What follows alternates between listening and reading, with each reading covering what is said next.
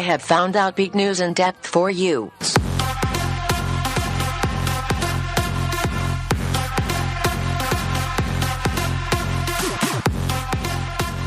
Good evening and welcome to Outbeat News in Depth. I'm Greg Moralia.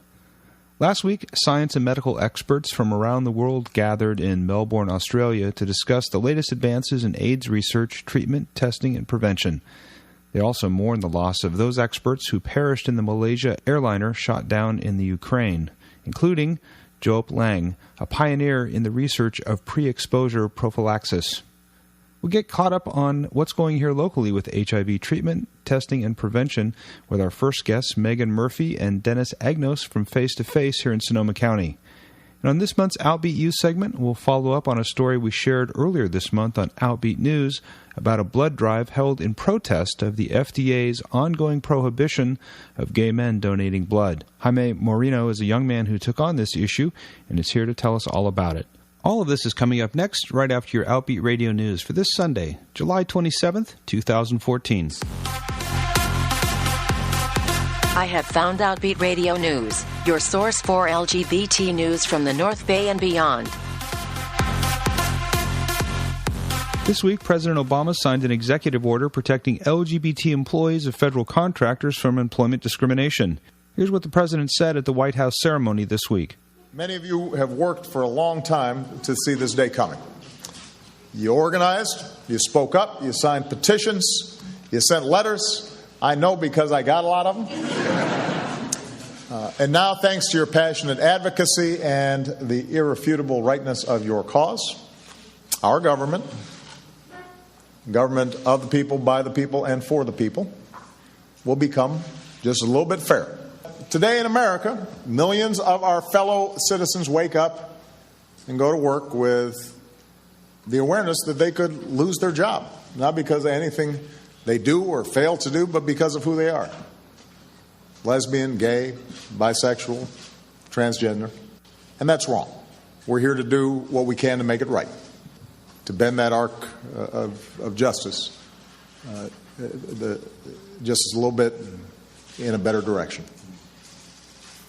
In a few moments, I will sign an executive order that does two things. First, the federal government already prohibits employment discrimination on the basis of sexual orientation. Once I sign this order, the same will be explicitly true for gender identity. And second, we're going to prohibit all companies that receive a contract from the federal government from discriminating against their LGBT employees. Now, this executive order is part of a long bipartisan tradition. President Roosevelt signed an order prohibiting racial discrimination in the national defense industry. President Eisenhower strengthened it. President Johnson expanded it. Today, I'm going to expand it again. Currently, 18 states have already banned workplace discrimination based on sexual orientation and gender identity, and over 200 cities and localities have done the same. Governor Terry McAuliffe is here. His first act as governor was to prohibit discrimination against LGBT employees of the Commonwealth of Virginia. I've appointed a record number of lesbian, gay, bisexual, and transgender public servants to positions across my administration. They are ambassadors and federal judges, special assistants, senior advisors from the Pentagon to the Labor Department. Every day their talent is put to work on behalf of the American people. Equality in the workplace is not only the right thing to do, it turns out to be good business. That's why a majority of Fortune 500 companies already have non-discrimination policies in place. It is not just about doing the right thing. It's also about attracting and retaining the best talent. And there's several business leaders who are here today who will attest to that. And yet, despite all that, in too many states and in too many workplaces, simply being gay, lesbian, bisexual, or transgender can still be a fireable offense. There are people here today who've lost their jobs for that reason. This is not speculative. This is not a matter of political correctness. People lose their jobs as a consequence of this. Their livelihoods are threatened. Their families are threatened. In fact, more states now allow same-sex marriage than prohibit discrimination against LGBT workers. So I firmly believe that it's time to address this injustice for every American. Now, Congress has spent 40 years, 4 decades, considering legislation that would help solve the problem. That's a long time. And yet they still haven't gotten it done. Senators Terry Baldwin and Jeff Merkley are here. They have been champions of this issue for a long, long time. We are very proud of them. I know they will not stop fighting until fair treatment for all workers is the federal law of the land, and we want to thank them for that. But I'm going to do what I can with the authority I have to act. The rest of you, of course, need to keep putting pressure on Congress to pass federal legislation that resolves this problem once and for all. Amen. Amen. Got the amen corner here. Well, you don't want to get me preaching now. For more than 2 centuries, we have strived, often at great cost, to form a more perfect union, to make sure that we the people applies to all the people. Many of us are only here because others fought to secure rights and opportunities for us. And we've got a responsibility to do the same for future generations. We've got an obligation to make sure that the country we love remains a place where no matter who you are or what you look like or where you come from or how you started out or what your last name is or who you love, no matter what, you can make it in this country. That's the story of America. That's the story of this movement. I want to thank all of you for doing your part. You know, we've got a long way to go, but I hope as everybody looks around this room, you are reminded of the extraordinary progress that we have made, not just in our lifetimes, but in the last 5 years, in the last 2 years, in the last 1 year. We're on the right side of history. I'm going to sign this executive order. Thank you, everybody. For a calendar of LGBT events coming up this week, go to gaysonoma.com. And if you have news or an event you'd like to share with our listeners, be sure to tell us about it by going to our own website at outbeatnews.com. Follow us all week long on Facebook and Twitter for the latest LGBT news and information from here in the North Bay and beyond. For Gary Carnavelli, I'm Greg Moralia. Outbeat Radio News, your source for LGBT news from the North Bay and beyond. Well, we've learned a lot about HIV since it was first identified, and we're learning more and more every day about how to best prevent new infections. And since 1983, Face to Face here in Sonoma County has addressed the ever-changing challenges presented by HIV here in the county, and their mission is to end HIV in Sonoma County while supporting the health and well-being of people living with HIV/AIDS. And here to tell us more about HIV and how it's being treated and prevented today is Meghan Murphy and the brand new development director for Face to Face, Dennis Agnos. Welcome to you both. Thank you. Thanks for having us. Thank you. Thanks for having us. It's great to have you here tonight on Sunday. And let's start out with talking about, sort of an update on HIV testing, treatment, and prevention. How are we doing in Sonoma County with fighting this virus? We're not doing as good as we'd like. We're doing really great in a lot of ways. We've learned more and more over the last several years just how important treatment is. So we're doing really well in Sonoma County as far as having folks who are HIV positive in care and being treated. Our concern is with prevention. What we're seeing is that over the last several years, the number of new diagnoses of HIV has remained stable. So with the prevention that we're doing, we're not able to reduce the new rates as much as we'd like. And I read an article this week. I mean, it seems like there's new studies being done every week, but I think the Centers for Disease Control looked at new infections across the country, and it was alarming to me to hear that the 18 to 25 group is one of the fastest growing groups for new infections. Yeah. I mean, they account for like 30% or something like that. Is that what you're seeing here in the county as well? It is, and there's some huge factors that go into it. One of them being that when we're looking at young gay men, and young people in general, the percentage of young people who are HIV positive and don't know their status is huge. It's over half of them.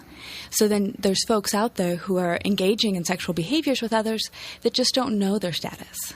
We're also right now looking at a situation where young gay men now, it's expected that by the time they hit 50, that half of them will be HIV positive. Wow. And so it's alarming. We're in a situation that isn't getting better in the way that we wish it would. It's only growing. So it's a big concern of ours. And getting those young men in for testing and in for good health information is a big part of our goal right now. Half the population of those that are 22, you said? Yeah. is expected to be HIV positive by the time they're 50. Very, very scary.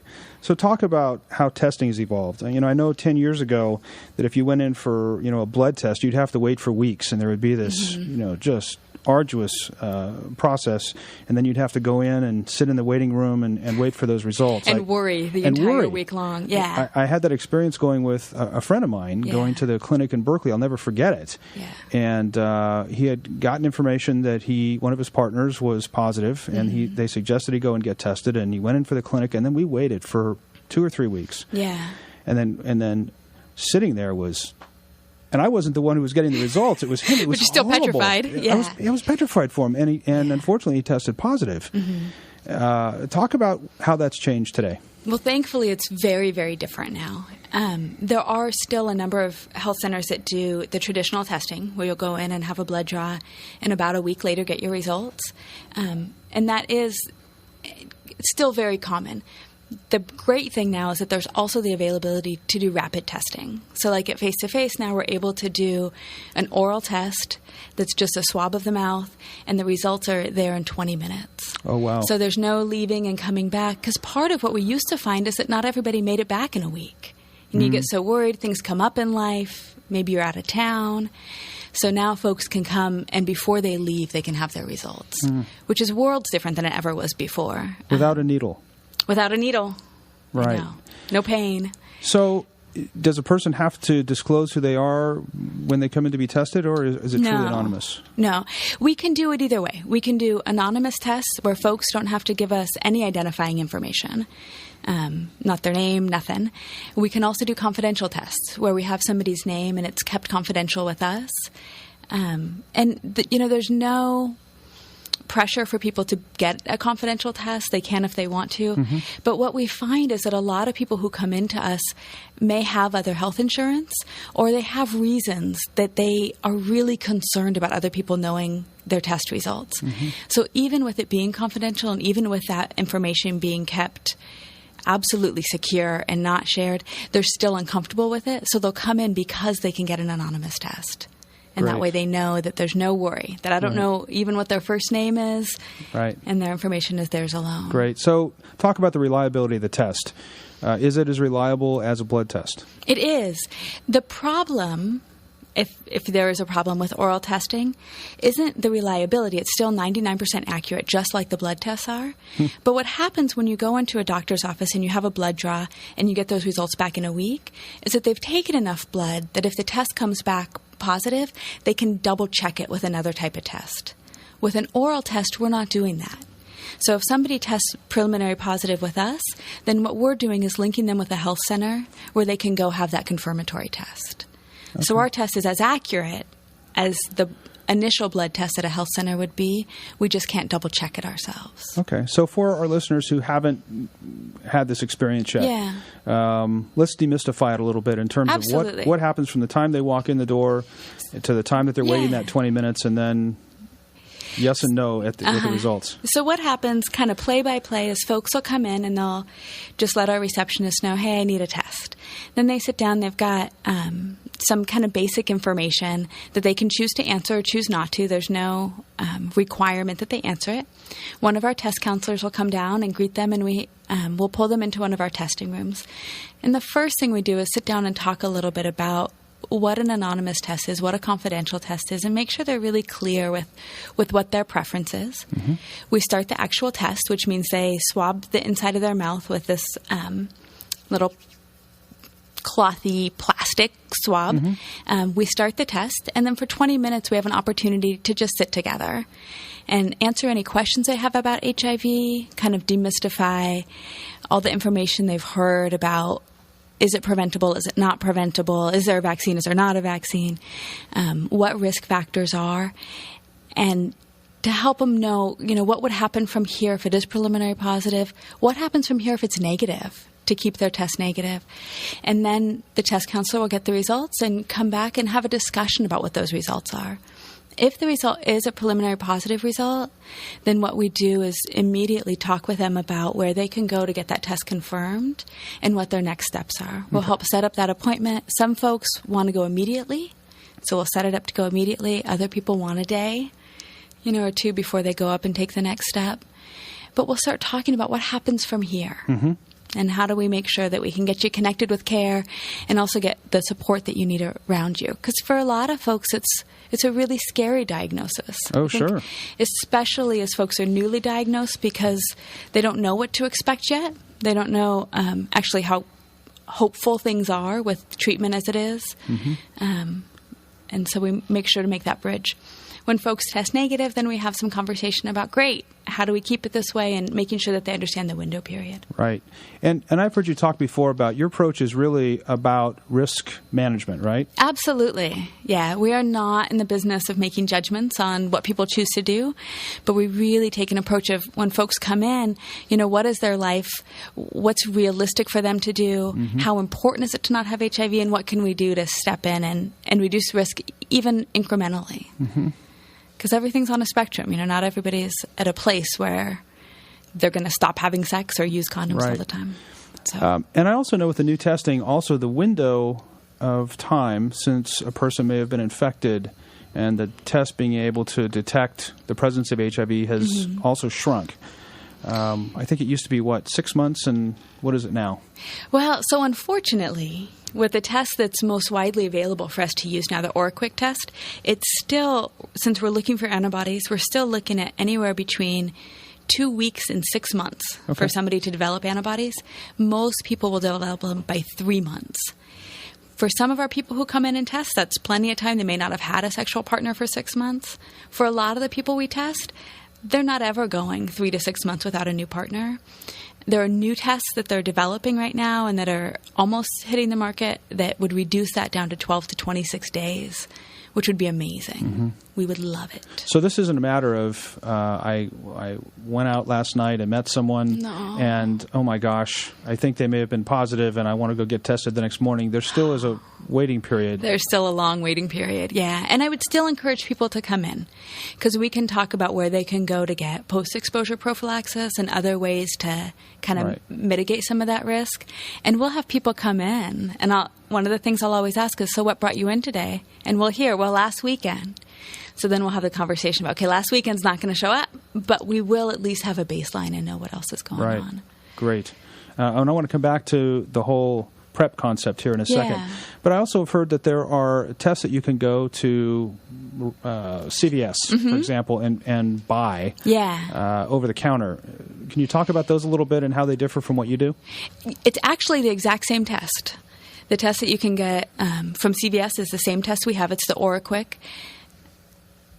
And, people have different pros and cons as to where they want to test and how they want to test. I really encourage folks to come in for testing, primarily because if it is a preliminary positive result, I really want folks to have that support and knowing that there's somebody there on their side to help them get linked to care. It's also, of course, cheaper. It's about a $40 test in the store, so it's nice to be able to come and do it for free. Yeah, really. And with it, also, what I find when we sit down in that 20 minutes while we're waiting for the test to develop is that a lot of people haven't had an opportunity to get good information about how HIV is even passed. And as we start to talk about it, folks will have kind of vague information that they may have heard in school, but no real specific information that really relates to them and what they're doing and who they're doing and what makes sense for them. And so it's nice to be able to have that opportunity to make it more personal. But the actual validity and efficacy of the test is the exact same. Right. And this is really more about all of the STIs. It's not just about HIV. That's the one I think people are most fearful of. But there are a lot of other STIs that are a problem as well. What are you seeing in Sonoma County as being sort of the greatest problem? Right now, we have an absolute ton of chlamydia going around, a lot of gonorrhea, and actually a lot of syphilis as well. And our concern in the HIV world is that the presence of any of these other STIs increases somebody's risk of being able to contract HIV. So each of them independently, if somebody's tested and treated, the nice thing is you can be cured of the other ones. The problem is if people aren't tested and treated, it can go so bad that there can be long-term effects. And I was doing an educational presentation on HIV, and a young woman came up to me and said that she, at 21, is now unable to have children because she had chlamydia that was undiagnosed. So the long-term effects can be huge of the other STDs, and there's a lot going around. Yeah, and you brought up a good point. You mentioned that this was a woman that you talked to. This conversation about HIV is not just about gay men anymore, is it? No, it's not at all. Gay men are still most impacted. It's still a really big concern in the gay community, but it is not theirs alone. And there's more and more women and heterosexual men as well. And women can transmit it to other women as well, right? Yeah, there was the first documented case of 2 lesbians transmitting HIV. So definitely not as common, but possible. So for those of our listeners who got ripped off in school and didn't get good sex education, because it really doesn't exist. We don't talk to kids in school about, if you're gay, this is safe sex for you. We're still afraid of that. Let's review a little bit. How is HIV transmitted? How can it be transmitted? So the basic story goes that there's enough HIV in a person's vaginal fluids, breast milk, cum, pre-cum, and blood. Okay to see these on the radio? Oh, yeah. Okay. And any time that there's an opportunity for one of those 5 fluids to get in somebody else's body, there's an opportunity to pass HIV. So when we're talking about HIV education, especially when we're looking in the queer community, it's really important to look at the variance of risk. So some behaviors are just by nature far more risky than others. Oral sex is far less risky, which is why we're seeing the first lesbian couple is a documented case. Unprotected anal intercourse is the most risky. And so everything in between is on a continuum, and it depends on whether condoms were used, it depends on whether lube was used, it depends on whether an HIV-positive partner in a relationship is on treatment. There's a lot that goes into it, but really any chance for fluids to transmit, and the rougher things are going to allow for more opportunities, more tears, more lesions. Presence of another STI is going to allow for more opportunities. Is it safe to say, then, that condoms really are sort of overall one of the best ways of reducing the risk of transmission? Absolutely, they're one of the most effective. Okay. And condoms with lube to help protect the condoms are definitely one of the most effective ways of reducing transmission of HIV and other STDs or STIs. And I think that's a really important point, too. The use of a condom, again, it's not just about HIV we're trying to prevent here. You talked about the fluids that transmit HIV, but those are the same fluids that pose risk for transmitting all the other STIs as well, right? Absolutely. You mentioned lube as being a really important part of this equation. It's hugely important. So we love lube. We do. We know that. From an HIV prevention standpoint, talk about why that's important. So what's important about it is that we're trying to reduce friction. Anytime there's friction, there's a chance for more tears either in the anus or in the shaft of the penis. So the more friction we can reduce, the better off we are. So lube helps with that. We want to reduce friction also when there's condoms. One of the biggest reasons for tears in condoms is too much friction, not enough lube. So it's a hugely important piece of the puzzle that often goes overlooked. That isn't given the respect it deserves. And, folks find it more enjoyable. So It's an easier one for a lot of people than condoms. It certainly doesn't have that level of effectiveness as far as not transmitting HIV by any means, but it's a really important piece of the puzzle. Great. So talk about how treatment has changed over the years. I know, going back to the story I mentioned about my friend a few years ago, when he went to his doctor, the doctor said, we're not going to do anything right now because the amount of virus in your system is still fairly low. And we don't want to start you on meds because we're afraid that you'll develop some immunities, and et cetera, et cetera. But I've read that philosophy has kind of changed. Yeah. Talk about that a little bit. The recommendations have changed dramatically just in the time that I've been with Face-to-Face, which is the last 6 years. Now what they're saying is that for anybody who's diagnosed HIV positive that's ready to commit to medication adherence, because that's a really important piece for us, is that folks really need to be adherent to their medication. If folks are ready to do that they're encouraging everyone to start immediately. And the logic behind it is that instead of waiting for somebody's immune system to deteriorate or the virus to get too strong, that the sooner they start prevention, the more likely it is that somebody can stay healthy and maintain their initial level of health without having to have a dip and then get back from that, which is a harder thing. Because sometimes those dips can bring on infections or problems that a person either can't recover from fully or that cause even more damage than not, right? Absolutely.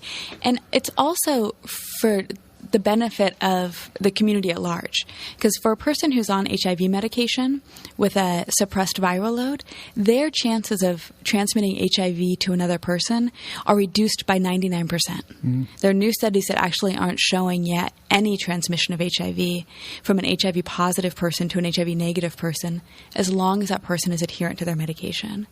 So it's not just for their benefit, but as they're out wanting to be able to engage in relationships, wanting to have a healthy sexual life, being on treatment is going to drastically reduce their chance of passing on HIV. Mm-hmm. And what we see from our folks who test positive, who are new diagnoses, as well as our clients, is that for folks who are diagnosed and know their status, there's a huge commitment to not wanting to pass on HIV to others. So to be able to know that they're on medication, their viral load is suppressed, and they're able to have less worry as they're engaging in relationships. Right. It's a benefit to everybody. So the new idea is about maybe even taking meds before you even engage in the sexual activity as a way of preventing an infection. It is. And so there's all kinds of discussion about PrEP and a lot of articles talking about how valuable PrEP is. Mm-hmm. Tell us what PrEP is and what's the thinking behind it. So PrEP is a regimen where folks would take medication that's been traditionally used for people who are HIV positive while being HIV negative. It's still a daily medication regimen to drastically reduce their chances of acquiring HIV. So it's encouraged that people would use it alongside whatever other prevention activities they're already engaging in, whether that's condoms, whether it's having few partners, whatever else they're already doing, that this will be an added layer of protection. They're finding that for folks who are adherent to the medication, that it's reducing their chance of getting HIV by over 90%. Wow.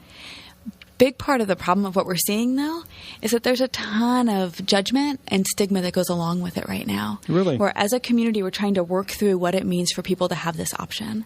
It's so similar to what happened when the birth control pill initially came out. Then it was people are worried that if you give women the birth control pill, they're going to go have sex. Now people are worried that if you give people PrEP, that, oh my God, they're going to have sex. And so we're really trying to work through that. We're, holding community forums, trying to bring people together to get more information about what it is. Mm-hmm. There was a lot of fear initially that people would have really bad side effects. And the research hasn't found that. There was fear that insurance companies wouldn't cover it. And that also has been unfounded. Medi-Cal, Medicare, private insurance are all covering it.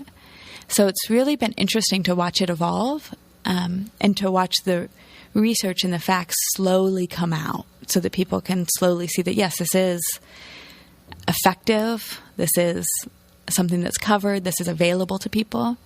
And the CDC actually just recently passed guidelines actually recommending it as a prevention tool. So not just saying that it's good and safe, but actually recommending it as a proactive measure to prevent the spread of HIV. Yes. Yeah, because this is really about not only taking care of yourself, but also reducing the risk of infecting others. Exactly. Because if you think about the sequencing of the time, if you get infected and then have to wait 6 months and continue having sex during that 6 months, potentially you're spreading the virus before you even find out yourself. Well, and that's a big part of the challenge is that with HIV, you can start spreading it to other people within a couple of days and still be testing negative for 6 months. So for that whole period of time, somebody can be responsible and in getting tested and getting negative results back, but be passing HIV until their body finally develops antibodies. So what have you read about in terms of a vaccine? Are we on the verge of that, do you think, or where are we? That's a great question. It's hard to say. Back in 2009, they did some trials over in Thailand that showed about a third reduction of people transmitting HIV. Mm-hmm. And a third is good. It's better than nothing. It's not great by any means. They're currently working on vaccines with monkeys, with kind of their equivalent of HIV, that are showing really great results. So how long we are from that transitioning over to humans, I have no idea. The science with HIV treatment and prevention is fascinating. Right now we've got PrEP that's newly out. They're also talking about coming out with injections. It would be once every 3 months as a preventative. There, so many different things that they're looking at as possibilities, but we're just not quite there yet. Yeah.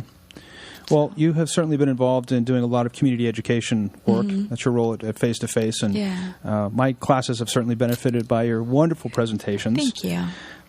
Talk about, what's kind of the attitude in Sonoma County? Are there still men out there that are just sort of ignoring this problem? And I'll even go so far as to ask, are these barebacking parties that we heard about where people were intentionally becoming infected still happening? So, we have a huge range of choices that we make as humans and in our community, a huge range of different ideas about sex and sexuality. We certainly have a number of folks who are really concerned about HIV, who are in monogamous relationships, who are using protection. We also have a lot of guys who are far more laid back and have more open relationships, who have a lot of partners, who may participate in barebacking parties. And so, when we're looking at prevention, we've got to be a little bit ready for everybody. And I don't think that we're on a trajectory where the community is getting closer together as far as their opinions or desires for types of relationships. I think that it's very, very diverse, and I think it's staying very, very diverse. Part of what we found not long ago was that there were folks who felt sort of left out if they were HIV negative, because HIV positive men could have these barebacking parties because there wasn't a concern about getting HIV. And there's a knowledge that even if you get something else, you can treat it. And you kind of have the only one to really worry about long term was some of the opinion. And so then some men would feel kind of left out. Well, if only I was HIV positive, then I could attend these parties and I could be a part of it. And so PrEP has shifted that a little bit. So there's not that need to say that one is positive or go as far as maybe try to actually get HIV. We hear that from time to time. Sometimes what we'll hear also is somebody who's in a relationship that's serodiscordant, where somebody's HIV positive and somebody's negative, that the anxiety of worrying about getting HIV is harder than just having it. So some folks in relationships who have tested with us have had a little bit of a sense of relief of, I don't have to worry about getting HIV anymore, now I just have it. And again, I think PrEP is changing the game for folks. I think it will reduce people's anxiety tremendously and maybe take some of that away. Great. And I'm assuming Face to Face has information about PrEP and sort of pros and cons about it. Absolutely. And it's a really personal choice. Any medication choice for folks is very, very personal, and people have different opinions on it. But we have information. We have a community forum coming up this Tuesday in Guerneville at the Veterans Hall at 5:30. We'd love anybody in the community who's interested in learning more to come. Some folks will be coming up from Project Inform down in San Francisco to give a presentation. But people can come by as they come by for testing. We talk about it as, just one of the many options. Great. So where can people go to get information about that forum? You can look on our website, www.f2f.org, or come on out to Guerneville, the Veterans Hall, on Tuesday night at 5:30. Great. And we'll have a link on our own website at outbeatnews.com to Face to Face, where you can go and find out more about that. Let's shift gears a little bit. Dennis Agnos is the new development director from Face to Face. Just started a couple months ago? Yes. Yeah. So tell us about yourself and give us a little bit about your background and what brought you to Face to Face. Well, thanks, Greg. And first of all, I just want to say thank you for having us on the show tonight. Absolutely. I could listen to Meghan for another hour about this information. It's always so informative and interesting. A little bit about myself. I am just so interested in supporting the work that the agency does that I found myself in June with the opportunity to join the agency and become the development director, and just thrilled that I'm a part of the community in that regard. I've been a nonprofit guy for the last dozen years in a number of different things, social services, arts, and now health, and just glad to be here. Mm-hmm. Fantastic. And you live here in Sonoma County? I do. Yeah? My partner and I and our daughter live in Sonoma County. We've made this our home for the last 3 years, and just really glad to be here. Outstanding. Yeah. So Face to Face, is like a lot of organizations that serve the HIV positive and negative community as well. That's true. Testing and prevention has suffered a lot of slashing of government funding. Talk about the shifts that you have been told about and that you realize with face-to-face in terms of the financial support and the shift. Yeah, thanks. Thanks for that opportunity. The financial changes that you're speaking of happened about 5 years ago in 2009. And the best part of face-to-face in its 30-year history is that we're a very adaptable agency. As you can imagine, HIV in 1983 was much different than HIV is in 2014. So is face-to-face. What we were able to do with these changes is take a look at the care services that we've been able to provide and the prevention services that we've been able to provide. And believe it or not, with less funding, we're actually doing more. Which is really, I think, a testament to the agency and the people that have supported it, the people that have worked there, and our leadership team. And an example of the addition in services that we're able to provide really is in prevention and in testing. So that free anonymous testing that we offer is not something that we were doing for the last 30 years, just the last couple of years as a result of being able to look at ourselves and say, all right, where's the funding and what are we going to do? And our team of 6 has come together to make that testing happen. So where does the funding for the testing, I mean, you mentioned that they sell in the store for $40 a pop. Where does the funding come to provide all of that? Hopefully from your listeners. In all seriousness, we've got wonderful support from the individual, corporate, and philanthropic community throughout Sonoma County. And every year we reach out to those folks and hope that they are behind what we're doing in helping to end HIV in Sonoma County and provide those services, and that they do become involved with us either as a volunteer or through their philanthropic contributions. Mm-hmm. And you talked about how services are changing. Certainly, testing is one of those, and so forth. In terms of people who are positive, they're certainly staying healthier longer. What have you seen in terms of the shift of caring for people or supporting people who are positive? One of the things that we find is that, we before never had this wonderful opportunity where folks would age with us, and we've got folks now who are living longer but may have been unable to work. Maybe their HIV has caused too much fatigue to be able to work, and yet they have, a long time to live. And so we're looking more and more at supporting folks with meeting their basic needs, with figuring out how to live on a limited income if they're on disability, as well as really figuring out with people what's right for them as far as relationships, what other community services are out there. We have a very active men's support group, for example, that gets together to really look at, what is dating with HIV nowadays? Now that it's not limited to I have HIV and so I'm sick, but rather people have full and robust lives. What now? Right. We do a lot of emergency assistance for folks who've had a crisis come up in their lives to try to help stabilize them, maybe help with rent for a month, maybe just bring them in and help them kind of make a plan for where they're going from here, for getting back to school. Mm-hmm. So a lot of case management support, some homeless prevention work, working with those who are kind of most fragile. And then also just creating opportunities for people to have connection and support. Mm-hmm. Talk about Grindr. Grindr's an amazing, amazing new hurdle for us in HIV prevention. Here in Sonoma County, we don't have what I think is enough of a gay center. We have gay nights at a couple of different dance clubs. We've got, a couple gay bars out in Guerneville. But doing outreach is so different now because so many of our guys are meeting each other online. And Grindr is, of course, the most used social media app for men who are interested in other men. Some who are completely on the down low and not out in general in their lives. Others who are very out. Some people just looking to chat with others. Some people looking to do a whole lot more than chatting really soon. So we've been looking at doing, we did some advertising on Grindr. We're looking at doing some outreach on Grindr, really just to reach out and say, hey, we're here. It's not as easy as it was in the old days where we could go out to Guerneville, sit out in front of the rainbow, and hand out condoms to everybody as they were leaving. Now there's so many people that are just hooking up online, and we want to be there to say, hey, we care about you. We care about both of you, and let's help you guys figure out how to have any relationship you want in a way that's not going to put you at risk for HIV. So the next time you're on Grindr and you see Think this of me. really hot profile, it may be Meghan behind that profile, ready to talk to you about HIV prevention. Dennis, talk about Art for Life. It's one of the things we look forward to, Tony and I look forward to going to every year. It's a major fundraiser for Face to Face.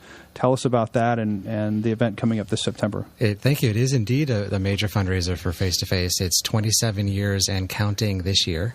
It is an opportunity where the local Sonoma County art community comes together in support of Face-to-Face and ending HIV in Sonoma County. 200 local artists will donate their works to our silent auction on Saturday, September 6th. It will be held at the Sebastopol Center for the Arts. Individuals are welcome to attend. Tickets are $75. You come to that auction. There's wonderful art to bid on, and the proceeds that we raise go directly to our organization in doing the good prevention work that we've been talking about this hour. It's incredible. And again, having gone for several years, it really is fun. There's a lot of different kind of art to look at, but there's also other ways of meeting people. Talk about the food that is there. We're, in addition to the local artists, we've got wonderful partners in the community that will donate their bites for everybody to enjoy, hors d'oeuvres and appetizers. And our friends in this wonderful wine community come together and donate their wines. So there's no shortage of a good time. You imagine that beautiful art center in Sebastopol. You've got a nice glass of wine in your hand, some treats on your plate, talking to good friends and meeting new ones and looking at beautiful art and bidding all in support of Face to Face. Yeah, it's really incredible. And Sebastopol is a new venue for Art for Life, right? It is indeed. We've had a really long, nice relationship with a few venues throughout Sonoma County. We've had the opportunity to move it to the Sebastopol Center for the Arts. It's a natural fit. That Veterans Building has been transformed into a beautiful gallery space with wonderful white walls and great lighting. So all of this art is just going to pop on the walls as it does anyway. And I think people are going to be in for a real treat. And 100% of the proceeds, 100% of what you buy the art for goes directly to Face to Face, right? 100% of what we raise that night goes right to Face to Face. It's amazing. Mm-hmm. What other events, if people can't make Art for Life this year, what other kinds of events could they look for around the year to support Face to Face? Oh, sure. That's great. That's a good question. If you can't make it to Art for Life in December the date is escaping me. I think it's Saturday, December 6th. The San Francisco Gay Men's Chorus, which has been an annual event for us, will come up from San Francisco and put on a wonderful holiday show, all in benefit of Face to Face.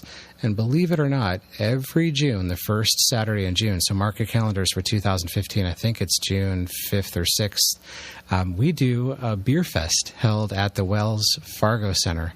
So look for us at www.facetoface.org, and you'll see all of our events. And that is also a very fun event. Tony and I enjoyed that this last year as well.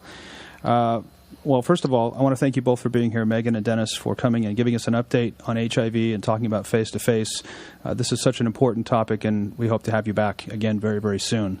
And Dennis has 2 tickets that he has graciously offered up to Art for Life, $150 value. We will give those to caller number 3 when we go to our music break. And I'll give you that number here in just a minute. But if you are just joining us, you're listening to Outbeat News in Depth on KRCB FM Windsor, Santa Rosa. We are going to take a music break. And here to sing Safe in My Hands is Eli Lieb from L.A. If you want to give us a call at 584-2020, 584-2020, be caller number 3. You'll get 2 tickets to Art for Life.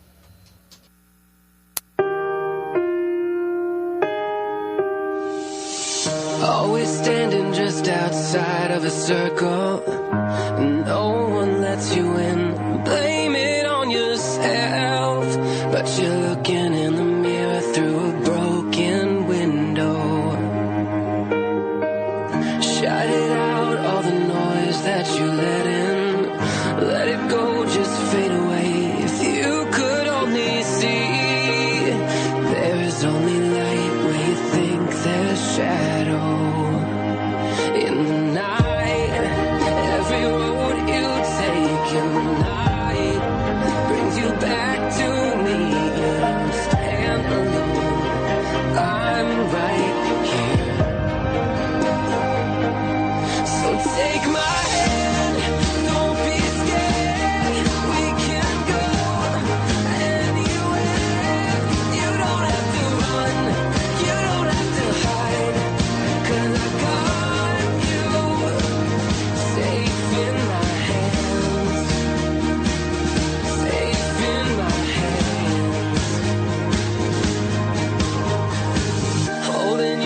and I don't care who's watching.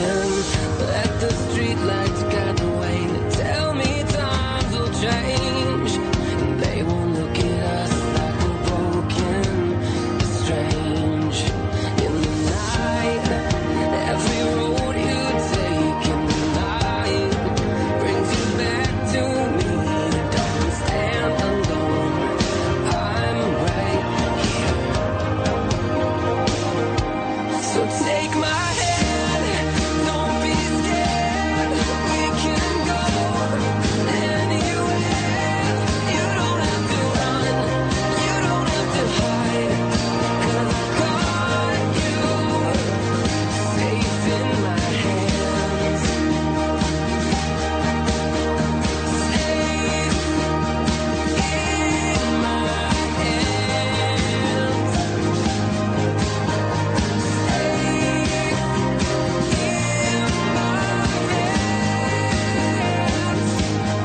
Take my hand, don't be scared. We can go anywhere. You don't have to run, you don't have to hide. 'Cause I got you. I pull you close, let them stare. I'm with you, I don't care. You don't have to run, you don't have to hide. 'Cause I got you safe in my hands. Safe in my hands. Safe in my hands.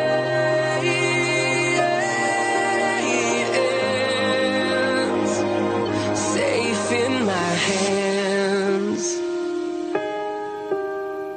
That was LA artist Eli Lieb with Safe in My Hands. Welcome back. I'm Greg Moralia. On this month's Outbeat You segment, we're following up on a story we aired earlier this month about the gay blood drive. Jaime Marino is a young man who brought this drive to Sonoma County as part of a national protest of the FDA's continuing policy prohibiting gay men from donating blood. And here to tell us all about this is Jaime Marino. Welcome to Outbeat News in Depth. Thank you for having me. Well, it's great to talk to you. Tell us about this blood drive you were involved in earlier this month. So the National Gay Blood Drive was started by Ryan James Yezik in LA. He wanted to talk to the government about the ban and wasn't able to, so he started a blood drive last year. So this is actually the second one, and it was the first time that Santa Rosa was actually involved. So yeah, it's to promote like the regulation for people to find out what's going on with that, and B, to actually show that if this community was able to donate blood by bringing an ally to donate in our name, that we would get more of a blood flow going through the blood banks than there is. Because right now there's a short supply on blood in general. So, And I'm curious, how did you get involved in this particular movement? I actually I followed him on YouTube. And so I saw the video and I was like, that would be something cool that I could get involved this summer with. So, I emailed him and set up the stuff to be a leader. And then he contacted me and then we got it going. So it was pretty interesting and kind of quick. So I was really happy. Good for you. With the result. Good for you. So talk about the event. It was earlier this month. How many people participated? It was weird. So we didn't really get a lot of people. We got a lot of people that had walk-ins, but in general, I was hoping we did enough PR and stuff like that, but I assume we didn't. We had about 26, which is really low. It's the first time. Gay men, I think we had about 10 of those, so the rest were pretty much going down the street and people showing up and being like, hey, do you want our blood? And then telling them about it, which was the good thing because we told them about the blood drive and then what it actually was promoting. And so they were like, oh, we didn't even know this was a thing nowadays. So kind of got the info out there. Mm-hmm. And I think a lot of people are surprised by the fact that the FDA still prohibits gay men from donating blood. It sounds very archaic in this day and age. But talk about how easy would it have been for a gay man to show up and not disclose he was gay and donate blood anyway? Yeah, it was pretty simple. I mean, the only thing is, the FDA does have very specific questions. And, the thing is, like, yes, you could lie about those, but why should you need to lie, Right. And so, if he didn't want to share his sexuality, but, he had a friend that was going to donate blood, like, and he, quote unquote, brought them, that wasn't going to be questioned or anything like that. Mm-hmm. And so that was the campaign, was for gay people to bring a proxy to donate blood in their name. How many of those proxies actually participated then? So it was about 10 of them. Because of those questions, if we were to, show up and actually say yes to have you slept with a man within, I don't know what year, and then if you click yes, then you would be deferred. So then having an ally there for you to donate the blood in your name, then, the blood would still be donated. Mm-hmm. So is that how the screening actually occurs? That's the question? It's not whether you're gay or straight, it's whether you've had sex with a man. Exactly. So even if you're straight and, you were in college and experimented, like, you're not allowed to donate blood either. So it's very, it puts us as the other still, which kind of makes me mad, So talk about why this prohibition is such an issue for the gay community. I mean, wouldn't it be easier just to say, well, then fine, I'm not going to donate? Yeah, and exactly. And then for me, it's like, because there is such a need in blood, and I'm a universal blood, so I'm, I think, O negative. So, for me to be able to, like, actually get blood and help people. And we saw that with, people, the majority of the donors being walk-ins, the people even seeing the blood van out there, they wanted to get blood. So it's like, of course I think, like, someone said the best thing was, a community that's fought for their rights so much, why are we going to even fight to help other people, Mm-hmm. That seems kind of ridiculous. Mm-hmm. But it is a form of discrimination. Exactly. Yeah. And like I said, it does put us again into that other category. It's like, oh, well, they can't give blood, because he's gay and, all these other things. And it's like, why is there a need for that? Right. And it's not like the early 80s when we didn't know how the HIV virus was transmitted, and we didn't really have a reliable test for it. We know how it's transmitted today. We have reliable testing for it. There are all kinds of other bloodborne infections or viruses that could be passed on in a blood donation. It seems only right that people should be able to donate regardless of their sexuality. The blood's going to get tested anyway to be sure it's safe to put into the system, right? Exactly. And the law was, placed around 1983. So it's like, around that time, if people look at history, like, it makes a lot of sense why that was put in place and why that was so, like, closely regulated. But there are a lot of banks, blood banks, that do want to fight for it and, have information out on the tables, like, this ban happens and, here are ways that you could help and all that stuff. Currently, we do have a link to a petition. We're hoping to get 100,000 signatures by July 30th, which is a petition that Ryan started for the White House to kind of make a response to this law. So hopefully that goes through. Mm-hmm. From what you've learned, talk about what's next in this fight to overturn this discriminatory policy. Yeah, for me, it's, it's like, hopefully we'll get the signatures and we'll have a response. Unfortunately, we didn't have the turnout that we wanted, but in bigger cities where the National Gay Blood Drive took place, there was a big turnout, and there was, in San Francisco even, I believe the mayor took part in it. And so it's next year, I feel like, it's not going to be turned, or there's not going to be too much movement within the year, but for next year's blood drive, I'm sure it'll be a lot bigger. I know it was in a few national, like, TV news reports and stuff like that. So, it's like getting the word out, because a lot of people don't even know that the law is even there. So it's like, it's not that they're being ignorant and don't want to do anything about it or sign anything. It's sure. Do you think it'd be helpful for people who are concerned about this issue to contact their legislators in Washington and get them active in maybe overturning that policy? Exactly. Yeah. I feel like, it's not, like I said, it's not that people don't want to help and are being ignorant. It's just like, it's like you would think as a common sense, like, it wouldn't be a law anymore because, like you said yourself, and there's so many ways to test the blood. So why is this still in place? It's like a community that could actually get blood, We'll have the results, I think, for all the blood drives by the end of the month. So we'll see, how much blood actually was donated and how much blood could be generated. So tell us where people can go to learn more about this particular issue, as well as to look at the petition that you mentioned. Definitely. So you can go to www.gaybloodDrive.com. It's where you can find out about the National Gay Blood Drive that happened everywhere. And then also we have a little banner that has the White House petition, and you just click on that and it'll direct you directly to signing the petition. So it's quite easy. You just have to put your name, your email, phone number, and then verify your email, and you signed it. So it's very easy. Great. Jaime, thanks so much for taking on this issue and bringing it here to Sonoma County. Definitely. No problem. Thanks for having me. And that brings us to the end of our hour. My thanks to Meghan Murphy and Dennis Agnos of Face to Face, and to Jaime Marino for being with us tonight. We'll be back on the fourth Sunday of August with special guests Ted Olson and David Boyce, the two famous attorneys who took Proposition 8 all the way to the Supreme Court. Tune in next Sunday night for Outbeat Radio's Living Proof with Sheridan Gold and Dr. Diana Grayer. That's at 8 p.m. and only here on KRCB Radio. In the meantime, have a great week, and thanks for spending your Sunday night with us. Outbeat News In Depth is hosted and produced by Greg Moralia exclusively for KRCB Radio. You can listen to our shows on demand on iTunes and on our website at outbeatnews.com.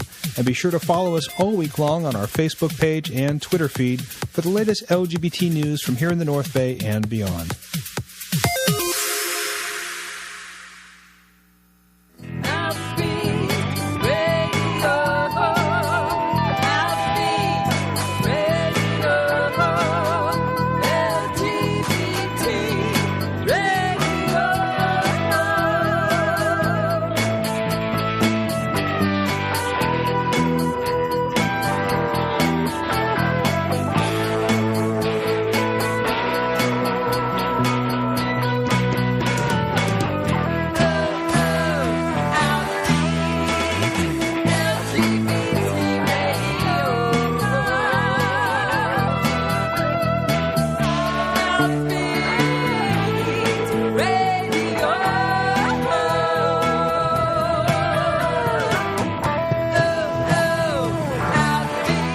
Support for Outbeat Radio on KRCB-FM comes from members and from General Organics, sustainably produced plant foods and supplements for modern cultivation.